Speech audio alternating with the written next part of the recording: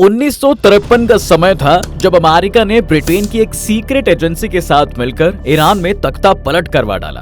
दुनिया में इस तरह का ये पहला तख्ता पलट माना जाता है और इस तख्ता पलट का मेन रीजन जिसे बताया जाता है वो कुछ और नहीं बल्कि तेल ही था। जी हाँ, और यहाँ से शुरुआत होती है दो देशों के बीच सबसे बड़ी दुश्मनी। अमेरिका और ईरान के बीच की जंग के बारे में हर कोई जानता है और हालात ये हैं कि अमेरिका ने आज ईरान पर एक के बाद एक सैंक्शंस की लड़ी लगा रखी है और ईरान भी अमेरिका को बराबर आंख दिखाता रहता है। ऐसा अक्सर कहा जाता है कि वक्त के साथ घाव भर जाते हैं, लेकिन अमेरिका और ईरान के मामले में ये बात बिल्कुल गलत है क्योंकि वक्त के साथ इनके जख्म और गहरे होते जा रहे हैं। डोनाल्ड ट्रंप के अपोजिशन के बाद तो हालात यहाँ तक आ गए थे कि ईरान अपने क्रूड ऑयल को किसी दूसरे देश को बेच भी नहीं पा रहा था और ना ही वो अपने एनर्जी प्रोग्राम को आगे बढ़ा पा रहा था।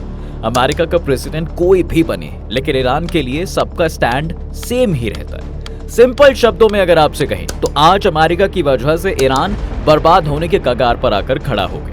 वैसे क्या आप ये जानते हैं कि एक दौर ऐसा भी था जब ईरान ने अमेरिका दूतावास के सभी अधिकारियों को 444 दिनों के लिए बंधक बना लिया था और अमेरिका के राष्ट्रपति जिम कार्टर सारे एफर्ट्स के बावजूद वो फ्री नहीं हो पाए थे। तो आज इस वीडियो के थ्रू यही बताएंगे कि कैसे ईरान ने अमेरिका की उसकी औकात दिखा दी और क्या है अमेरिका और ईरान की दुश्मनी। देखिए, आज इन दोनों देशों के बीच हालात ऐसे हैं कि अमेरिका और ईरान एक दूसरे को वर्ल्ड मैप पर तक भी देखना नहीं चाहते और अगर आज किसी दो देशों के बीच वॉर होना हो तो ये दो देश हमेशा एक दूसरे के अगेंस्ट खड़े नजर आएंगे।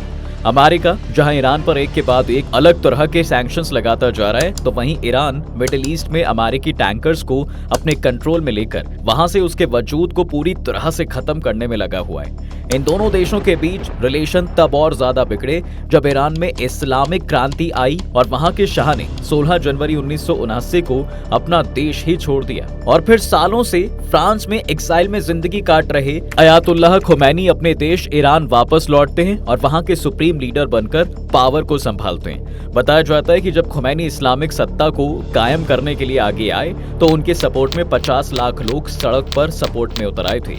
इस दुश्मनी का सबसे बड़ा टर्निंग पॉइंट देखिए 22 अक्टूबर 1979 को दुनिया में दर दर भटक रहे ईरान के शाह रजा पहलवी को अमेरिका के राष्ट्रपति जिम कार्टर ने कैंसर का इलाज कराने के लिए अमेरिका आने के लिए परमिशन तो दे दी और उनका वहां पर इलाज चल रहा था। 2 नवंबर को तेहरान टाइमलाइन के अकॉर्डिंग सुबह 10:30 बजे अमेरिकी एम्बेसी की political officer Elizabeth Ann Swift ने वॉशिंगटन डीसी में अमेरिकी फॉरेन मिनिस्टर के ऑपरेशन सेंटर को एक इमरजेंसी फोन लगाकर ये इन्फॉर्म किया कि ईरानियों की एक बड़ी भीड़ अमेरिकी एम्बेसी की दीवार लांघकर उसके प्रेमिसेस में घुस चुकी है और देखते ही देखते अमेरिकन एम्बेसी में बैठे सभी ऑफिशियल्स को हॉस्टेज कर लिया गया।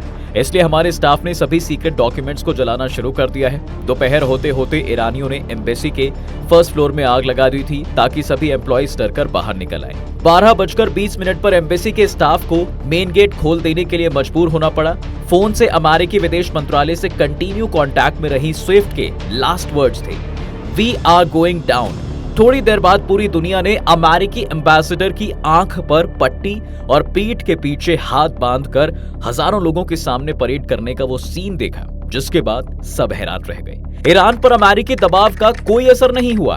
अमेरिकी राष्ट्रपति जिमी कार्टर ने 53 अमेरिकी बंधकों को छुड़वाने के हर वो एफर्ट्स किए, लेकिन उन्हें फेलियर ही हाथ लग रहा था। जिमी कार्टर ने अपनी autobiography a full life reflection eight 90 में लिखा है, मैंने अयातुल्लाह को आगाह किया अगर वो एक भी हॉस्टेज को नुकसान पहुंचाएगा तो मैं ईरान की बाहरी दुनिया से कनेक्शन खत्म करवा दूंगा। और इतना ही नहीं, उन्होंने ये वार्निंग तक दे दी थी कि अगर ईरान ने किसी हॉस्टेज को मारने की जरूरत की तो अमेरिका ईरान को नक्शे से खत्म ही कर देगा। सभी हॉस्टेजेस को फ्री करवाने के लिए एफर्ट्स फेल हुए तो कार्टर ने उन्हें छुड़ाने के लिए फोर्स को मदद के लिए चुना। इस ऑपरेशन को ऑपरेशन ईगल क्लॉ का नाम दिया गया। इसके बाद रात के अंधेरे में हरक्यूलिस प्लेन को ईरान के रेगिस्तान में उतारा गया। 24 अप्रैल 1980 को अमेरिकी वायुसेना के 19-130 हरक्यूलिस विमान ने ओमान के मसीराहा आइलैंड से उड़ान भरी और इस विमान को काले रंग से पेंट किया गया था, इसलिए वो काली रात और समुद्र के काले पानी के ऊपर उड़ान भरता हुआ दिखाई नहीं देती। इस एयरक्राफ्ट में सिर्फ 11 लोगों को बैठने की ही परमिशन दी गई थी। एयरक्राफ्ट में सैनिकों के अलावा एक जीप, 5 मोटरसाइकिलें, भारी एल्यूमिनियम की 5 बड़ी शीटें भी लदी हुई थी। विमान ने 250 फीट की हाइट पर ईरान कोस्टल एरिया को क्रॉस किया ताकि वो ईरानी रडार के पकड़ में ना आ सके और ये कोस्टल पार करते ही विमान 5000 फीट की ऊंचाई पर जा पहुंचा। इस ऑपरेशन में टोटल फोर्स की नंबर्स 132 हो गए थे। वहां जाने वाले हर सैनिक को नकली पासपोर्ट और वीजा दिए गए थे। हरक्यूलिस विमान ने तय जगह पर रात 10:45 पर बहुत आराम से लैंड किया। अमेरिकी ग्रुप के एक कमांडर लोगान फिथ लीड करते हुए आगे बढ़ते हैं। तभी देखते हैं कि उनकी राइट हैंड की तरफ से एक बस उनकी तरफ दौड़ी चली आ रही है। उसके ऊपर सामान लदा हुआ था और उसके अंदर 44 पैसेंजर्स बैठे हुए थे। अमेरिकी सैनिकों ने बस के सामने 40 mm का ग्रेनेड फेंककर उसका अगला दाहिना टायर पंचर कर दिया। जैसे ही बस रुकी, सभी पैसेंजर्स को नीचे उतार लिया गया। इसके कुछ मिनटों के बाद उन्हें एक फ्यूल टैंकर भी अपनी तरफ आते हुए दिखा। जब उनके कई बार वार्न करने पर भी टैंकर नहीं रुका तो उस पर रॉकेट लॉन्चर से फायर किया गया। इससे टैंकर में बैठे हुए इंसान की वहीं मौत हो जाती है, लेकिन ड्राइवर टैंकर से बाहर निकलकर भागने में सफल हो गया। जैसे ही रॉकेट टैंकर से टकराया, उसमें भरे 3000 गैलन फ्यूल में आग लग गई और जबरदस्त धमाका हुआ। इसके बाद एक के बाद एक और 8 हेलीकॉप्टरों ने भी ईरान के लिए उड़ान भरी। उधर ईरानी कोस्टल के 58 किलोमीटर साउथ से अमेरिकी एयरक्राफ्ट कैरियर USS निमिट्ज से लेफ्टिनेंट कर्नल एडवर्ड सीफर्ड की लीडरशिप में 8 हेलीकॉप्टरों ने उड़ान भरी। लेकिन ईरान की सीमा के 140 किलोमीटर अंदर ब्लू बर्ड 6 के इंजन में एकदम से प्रॉब्लम स्टार्ट हो गई। मजबूरन ब्लू बर्ड 6 को ईरानी जमीन पर ही उतारना पड़ गया।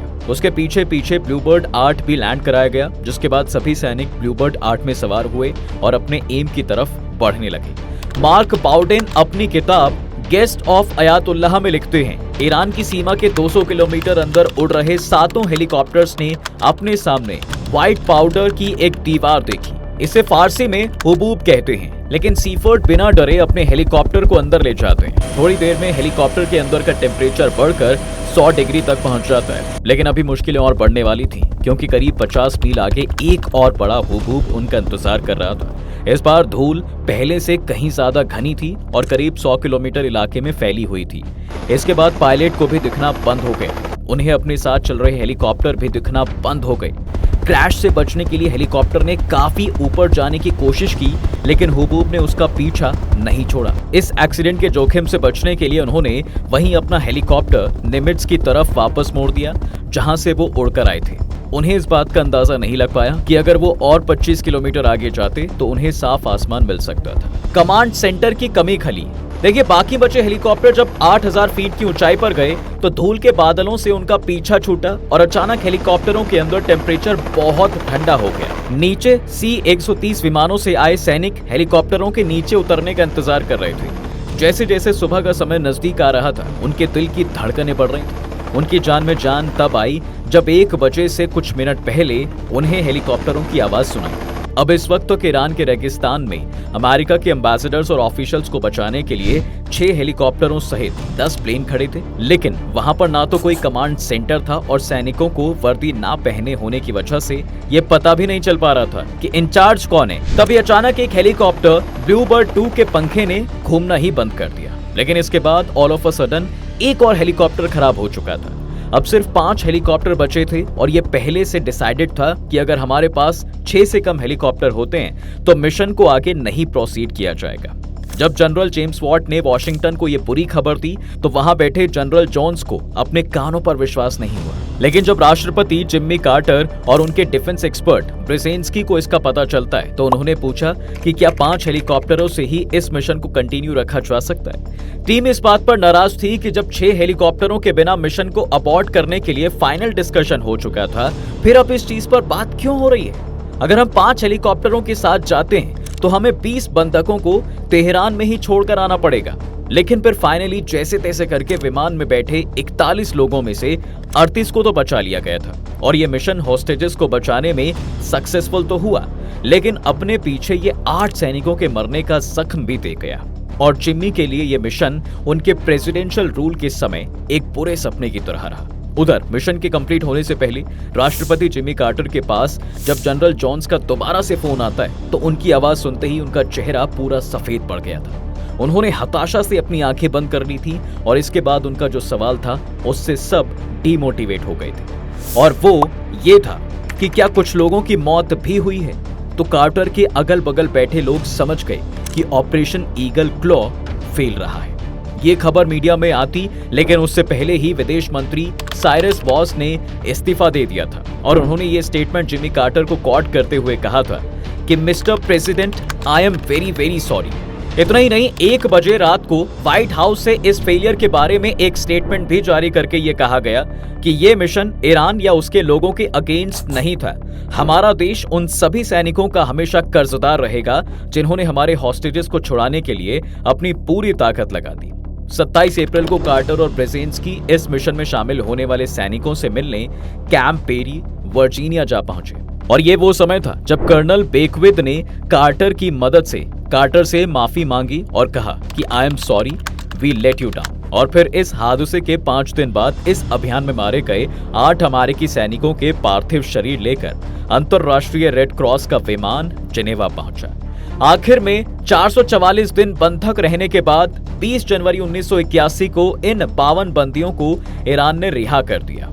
इस हादसे ने जिमी कार्टर को बहुत परेशान कर दिया था और ऐसा इसलिए क्योंकि जब भी उनसे किसी इंटरव्यू में यह सवाल पूछा जाता कि आप अपने राष्ट्रपति काल की कौन सी कोई एक चीज बदलना चाहेंगे, तो कार्टर का जवाब होता था, काश मैंने इस अभियान में एक और हेलीकॉप्टर भेजा होता। और ये जानकारी आपको कैसी लगी फिलहाल हमें कमेंट करके जरूर बताएं। साथ ही अगर आपने अभी तक हमारे चैनल को सब्सक्राइब नहीं किया है तो चैनल को सब्सक्राइब करके बेल आइकॉन प्रेस कर लें, जिससे कि सभी इंपॉर्टेंट नोटिफिकेशंस आपको तुरंत मिल जाएं। वीडियो देखने के लिए आप सभी का बहुत बहुत धन्यवाद।